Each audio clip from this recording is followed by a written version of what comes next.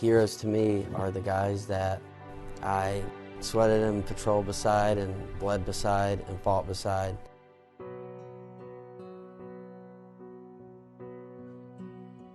I didn't know if our next move was going to be our last. But one of the things that I did know, if we die, we're going to die with honor.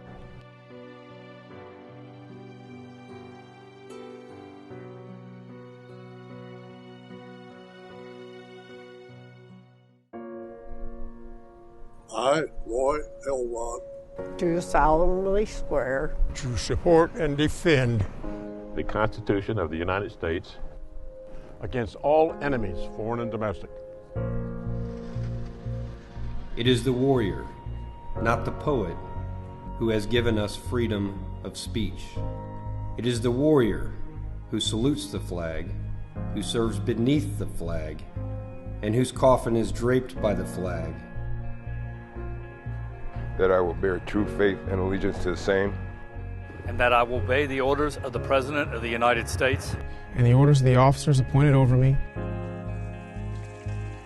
He is the POW who went away one man and came back another, or hasn't come back at all.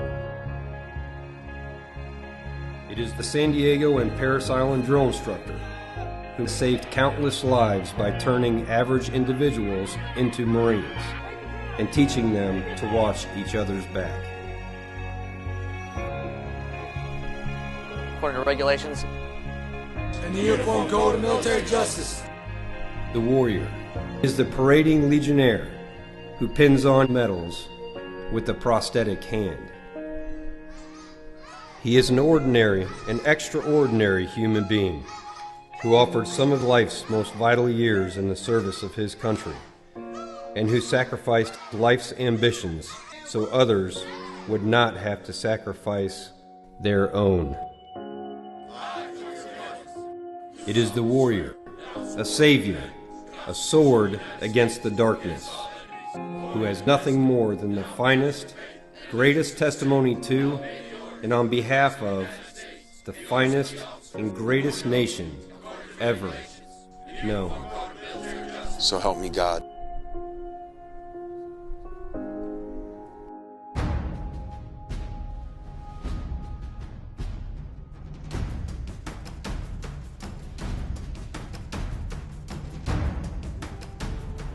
For 238 years, United States Marines have served our great nation with unfailing valor, bolstered by the enduring fortitude of one another, their families, and their friends. This is why each year on November the 10th, Marines from all generations gather together in groups both large and small to celebrate the birthday of our Corps and to reflect on our proud legacy. With our fellow warriors and beloved families, we congratulate each other and honor all those Marines who have gone before. They built our reputation as the most disciplined and honorable warriors to ever set foot on a battlefield. We have triumphed in every battle because our Corps is always focused on iron discipline and combat excellence. 2013 marks the anniversary of several touchstone battles in our celebrated history. The 70th anniversary of the 2nd Marine Division landing on Tarawa, the 45th anniversary of the Battle of Hue City, and the 10th anniversary of the March up to Baghdad. I was fortunate enough to be in one of the most extreme battles of the war, which is Tarawa. My 1 year in Vietnam was basically jungle warfare, where we experienced ambushes, fighting through the jungle, and suddenly on my final weeks in Vietnam, we are fighting conventional warfare, building to building. It was just such a big adjustment for all of us. and they started breaking out, you know, grenades and AT-4s and ammunition, and that's when it kind of sunk in. We're about to do something major. We loaded up and we drove to the outskirts of Fallujah. I was in the northwest corner, and I remember that berm. We all got in line, and we're looking down at this massive city with all the minarets. The circumstance required us to do what we were trained to do. You know, how we rehearsed and how we trained, quite frankly, we were just so well trained. the Marines around me, that, you know, I love them because they trusted me. They trusted me to make the kind of decisions that were going to put them in the place to win, no matter what the odds. What good leaders do is good leaders listen. They listen to their Marines. They may not be able to use all those ideas, but they listen to their Marines. In every contest of combat, Marines have been successful because of our ethos and our absolute determination. This is who we are. Marines understand martial spirit. The warrior character of our Corps has been hard-earned by all who have gone before. And no matter the odds, today's Marines will continue to carry the day with distinction and valor. No military source ever considered the thought of a military landing against a heavily fortified beachhead and said it just couldn't be done. But the Marine Corps had slightly different ideas on that. When we walked in, we were ambushed, U-shaped type of ambush. They hit us from the front, from the left, from the right. And majority of my men, because I was the first squad leader, were either wounded or killed in action. The enemy, the NVA, had a machine gun. Our fire team got knocked down. We got them back in. What are we going to do? How are we going to make this happen? And I remember my platoon commander, he's like, hey, Sergeant Funk, take him in. And I remember, you know, it's not orders. I jump up, you know, and I did the old follow me, and I ran down that berm, and everybody followed behind me in my squad. And we ran in HE. We started blowing holes in the buildings to make a foothold. When they started to send the boats in, a boat would hit the reef, drop the ramp, and immediately a shell would land in the boat, and the whole boat would be blown to pieces, and everybody in it mangled and torn and dead. And that happened for probably about 15 minutes of a row of boats, all from beach 1, 2, and 3, and they were being hit by these shells that were coming in. They knew exactly where the reef was. It was zeroed in on it. They knew it perfectly. And as soon as the ramp went down, it was a perfect target. All those men, 20-some odd men in the boat. We started getting our wounded Marines off the streets.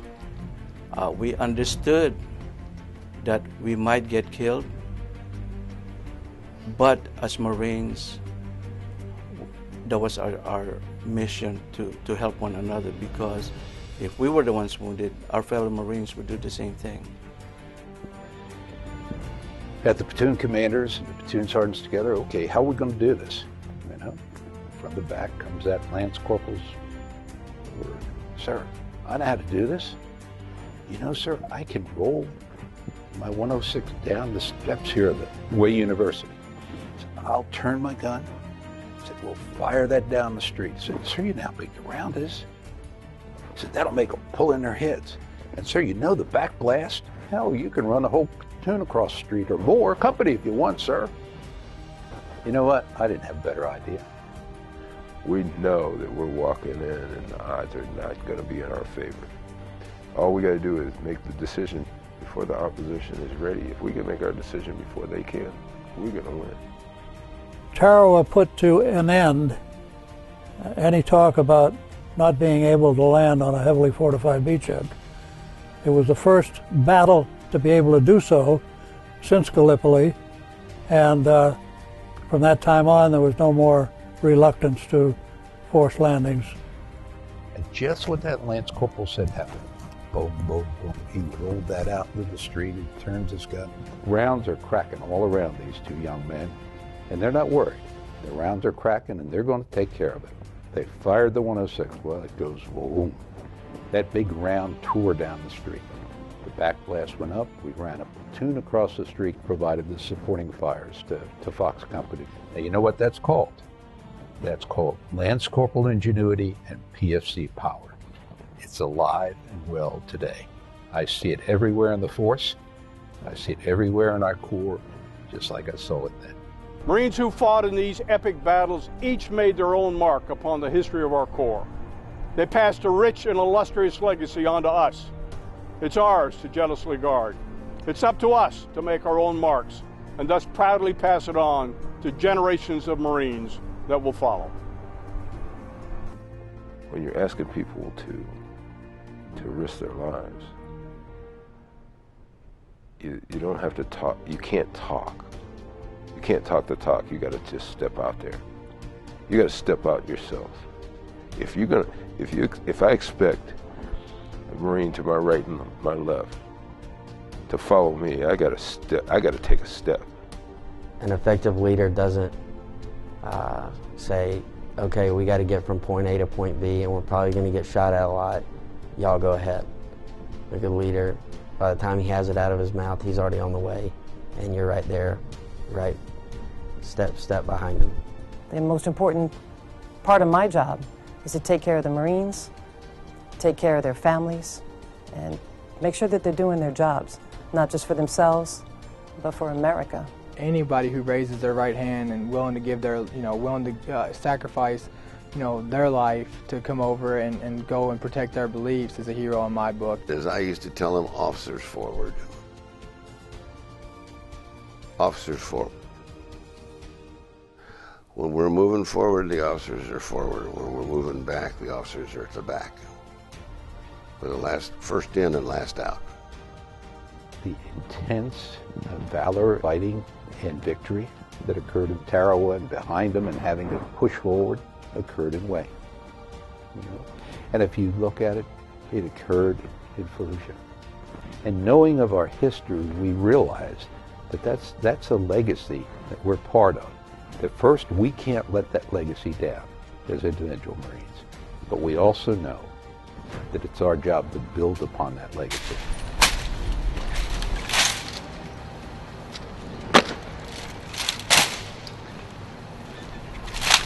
As General Ron Christmas said to us so eloquently, it's up to us to carry on the legacy that we hold so dear. As we celebrate 238 years of defending our Constitution and the American people, Sergeant Major Barrett and I want you to know how proud we are of all of you. Because of you, gathered here tonight, our Corps remains strong, ready to respond to any crisis in any climate and place. Remember that America keeps an insurance policy, a hedge against uncertainty. It's called the United States Marine Corps. You are it, Marines. Continue to prepare for the next fight. Do great deeds and endure. Marines and sailors, the future of our Corps rests upon your shoulders. It's up to us, today's generation of Marines, to uphold our reputation and to keep our honor clean.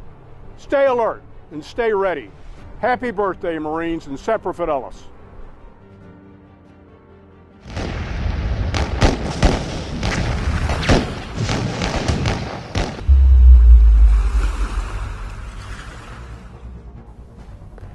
And we went down a long axis of the column, and you could see at the front of the column where they were trying to come out. They were too slow. They were just too slow, and they were too slow because we practiced doing it fast, or we got fast with our practice, and to this day, I thank God that we did, because that's how we survived. That's how we did it. There's just a lot of things that I appreciate now that the Marine Corps taught me, and obviously it never leaves you. I'm still rocking the fade 4 months after getting out. This medal, as far as I'm concerned, stands for the metal of America.